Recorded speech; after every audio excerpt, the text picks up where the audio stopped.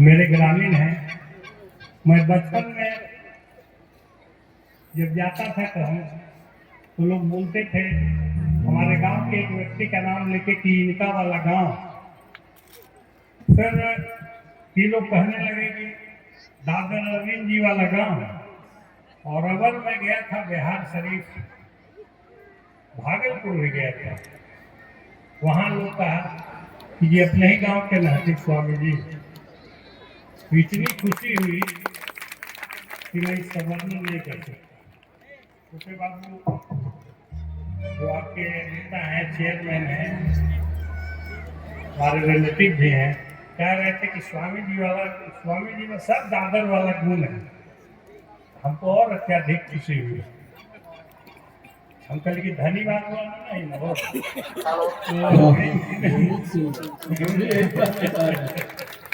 तो ऐसे स्वामी जी जब बच्चे थे, आप लोग को बता दूं, नाता में हमारे चाचा लगते थे गांव के, लेकिन विलक्षण प्रतिभा के बालक।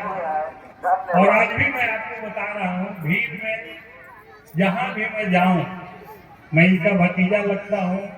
ये स्वामी हैं, हमारे पूज्य हैं,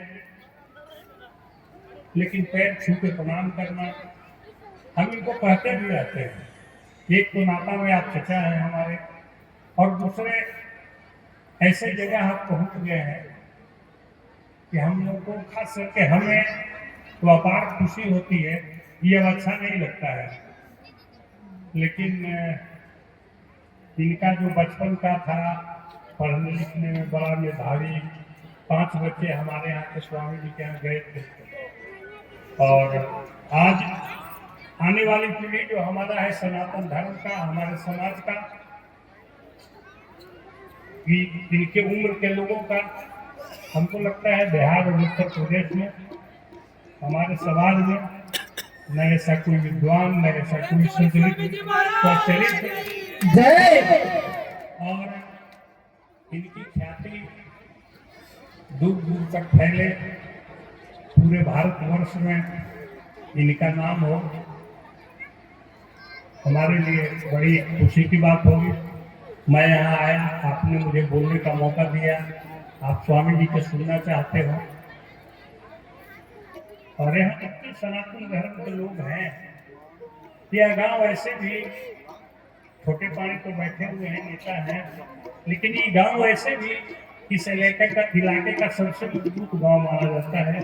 20-25 साल से 30 साल से जब मैं राजनीति में आया था, तो यह गांव की अपनी एक पहचान है, अपनी एक महत्ता है।